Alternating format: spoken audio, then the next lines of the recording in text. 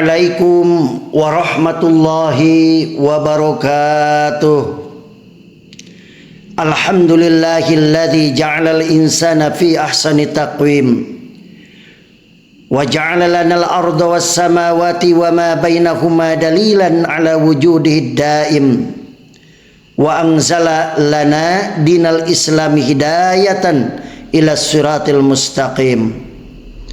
Allahumma salli wa sallim ala hadzal nabiyil karim Muhammad ibn Abdullah bin Abdul Muttalib bin Hashim wa ala alihi wa ashabihi alladzina yanaluna darajatil aliyah fil jannatin na'im.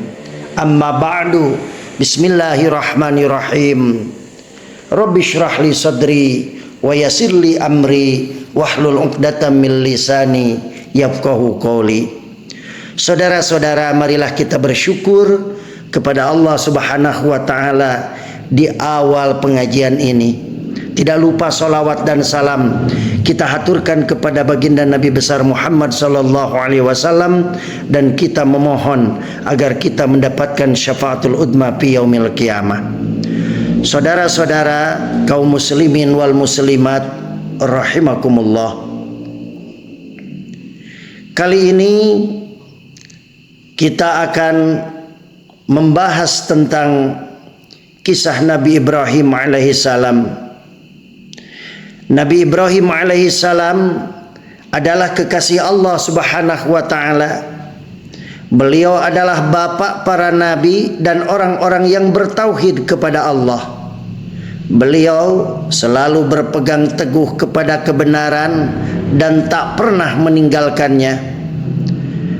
Maka Allah Subhanahu wa taala memerintahkan kepada Rasulullah sallallahu alaihi wasallam untuk mengikuti millahnya yang lurus sebagaimana difirmankan di dalam Al-Qur'an, "Tsumma auhayna ilaika anittabi' millata Ibrahim hanifa wa ma kana minal musyrikin." Yang artinya kemudian kami wahyukan kepadamu Muhammad, ikutilah agama Ibrahim seorang yang hanif, dan bukanlah dia termasuk orang-orang yang mempersekutukan Allah. Al-Quran surat An-Nahl ayat 123. Di antara petunjuk Nabi Ibrahim alaihissalam yang patut kita teladani adalah doa beliau yang Allah firmankan dalam Al-Quran surat Al-Baqarah ayat 127 dan 128. Rabbana taqabbal minna innaka antas samiul alim. Rabbana waj'alna muslimaini laka wa min dzurriyyatina ummatan muslimatan lak wa arina manasikana wa tub 'alaina innaka antat tawwabur rahim. Ya Rabb kami, terimalah dari kami amalan kami. Sesungguhnya Engkaulah yang maha mendengar lagi maha mengetahui, dan terimalah taubat kami. Sesungguhnya Engkaulah yang maha penerima taubat lagi maha penyayang.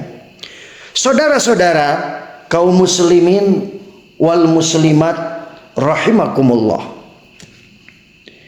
Doa ini dipanjatkan oleh Nabi Ibrahim alaihissalam bersama putranya Ismail alaihissalam ketika mereka berdua sedang melaksanakan perintah Allah Subhanahu wa taala untuk membangun Ka'bah. Diriwayatkan oleh Imam Bukhari rahimahullah dalam sahihnya, Nabi Ibrahim berkata kepada putranya Ismail, "Wahai Ismail, Allah memerintahkanku dengan suatu perintah." Ismail berkata, "Lakukanlah apa yang diperintahkan Rabbmu." Ibrahim berkata lagi, "Apakah kamu akan membantu aku?" Ismail berkata, "Ya, aku akan membantumu." Ibrahim berkata, "Allah memerintahkanku agar membangun rumah di tempat ini." Lantas Ibrahim menunjuk ke suatu tempat yang agak tinggi dibanding sekelilingnya. Perawi berkata, Dari tempat itulah keduanya meninggikan pondasi Baitullah.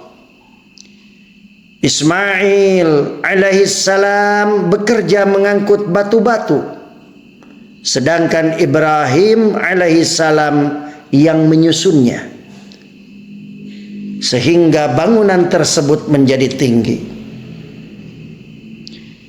Ismail alaihissalam datang membawa batu ini, lalu meletakkannya untuk Ibrahim agar bisa naik.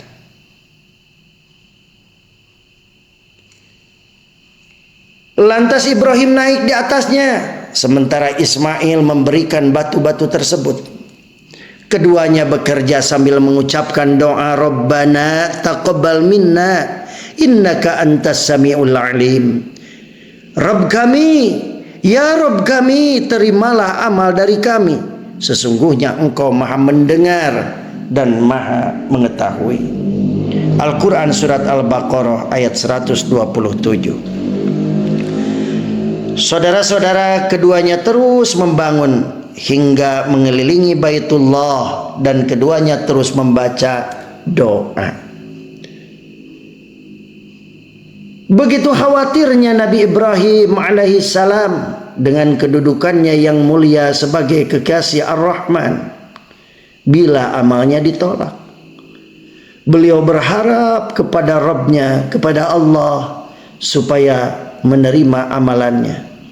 Makanya terus berdoa dan berdoa. Ini adalah pelajaran saudara-saudara bagi kita semuanya, bahwa kita lebih pantas untuk takut dan berharap kepada Allah Subhanahu wa ta'ala dengan segala kekurangan dan ketidaksempurnaan amalan yang kita lakukan. Kita seharusnya lebih takut bila Allah menolak amalan kita dan sangat berharap supaya Allah menerimanya. Uhaib bin Al-Ward ketika membaca surat Al-Baqarah ayat 127 menangis dan berujar, wahai kekasih Allah, Engkau meninggikan pondasi rumah Ar-Rahman. Makanya kalau kita ke Arab pasti dibilang ya duyufur Rahman, duyufur Rahman, duyufur Rahman. Artinya sebagai haji atau pengikut atau yang melaksanakan umrah, kita itu sebagai tamunya Allah Ar-Rahman yang Maha Pengasih. Saudara-saudara yang dimuliakan Allah Subhanahu wa ta'ala, begitulah sifat orang-orang mukmin. Setelah melakukan amal soleh, mereka takut bila amalnya tidak diterima dan berharap Allah menerimanya. Seorang muslim tidak seharusnya berbangga dengan amal yang dilakukan, karena belum tentu Allah menerima amalan seorang hamba. Allah berfirman, walladzina yu'tuna ma atau wa qulubuhum wajilah. Dan orang-orang yang memberikan apa yang telah mereka berikan dengan hati yang takut. Al-Quran Surat Al-Mu'minun ayat 60. Ibunda Aisyah pernah bertanya kepada Nabi SAW tentang ayat tersebut, yaitu Al-Mu'minun ayat 60. Apakah mereka orang-orang yang meminum khamar dan mencuri? Rasulullah menjawab, bukan, wahai putri As-Siddiq, tapi mereka adalah orang-orang yang puasa, sholat, dan bersedekah. Mereka takut kalau amalan mereka tidak diterima. Mereka itulah orang yang bersegera dalam kebaikan. Hadis riwayat Tirmidzi. Saudara-saudara kaum muslimin wal muslimat rahimakumullah, doa Nabi Ibrahim alaihissalam diakhiri dengan menyebut asma Allah Subhanahu wa ta'ala yang husna, yaitu innaka antas sami'ul alim. Dua nama Allah yang indah yang menunjukkan bahwa Allah mempunyai sifat mendengar. As-sami' dan mengetahui, Al-Alim. Engkaulah ya Allah yang mendengar segala perkataan kami, yaitu doa-doa yang kami panjatkan, dan Engkaulah ya Allah mengetahui setiap apa yang dirahasiakan dalam hati ini, dari niat, ketundukan dan kepatuhan. Tiada yang tidak Engkau ketahui dari apa yang ada di hati kami ini. Begitulah seharusnya seorang mukmin berdoa kepada Allah, yaitu berdoa dengan menggunakan asma-Nya Allah yang husna, sebagaimana diperintahkan oleh Allah dalam surat Al-A'raf ayat 180.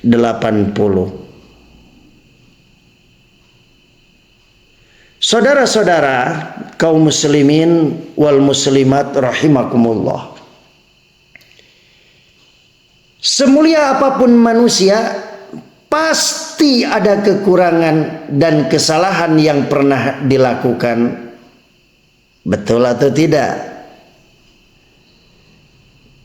Maka kita butuh bertaubat kepada Allah Subhanahu wa taala atas segala dosa dan kesalahan, dan berharap Allah benar-benar menerima taubat kita, yaitu menjadikan kita hambanya yang menyesal atas dosa dan kesalahan, memberikan kepada kita kemauan yang keras untuk tidak kembali kepada kefasikan dan kekufuran, serta memberi kepada kita hidayah, irsyad dan taufik dalam beramal soleh sesuai dengan kehendak Allah dan selaras dengan syariat nabinya, yaitu Nabi Muhammad sallallahu alaihi wasallam.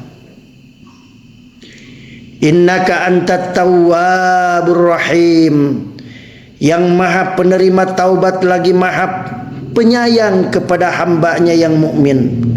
Nabi Ibrahim mengajarkan kepada kita untuk tepat menggunakan nama Allah bila kita mempunyai permohonan, seperti doa di atas.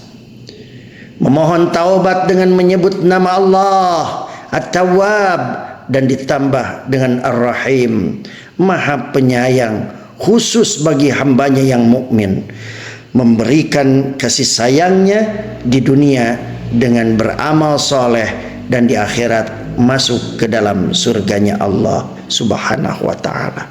Saudara-saudara, mudah-mudahan dari apa yang sudah dipaparkan secara singkat, apa yang sudah disampaikan, yang baik dapat bermanfaat, dan yang jeleknya buang saja jauh-jauh. Itu muncul dari kelemahan pribadi sebagai muslim, pribadi sebagai manusia biasa.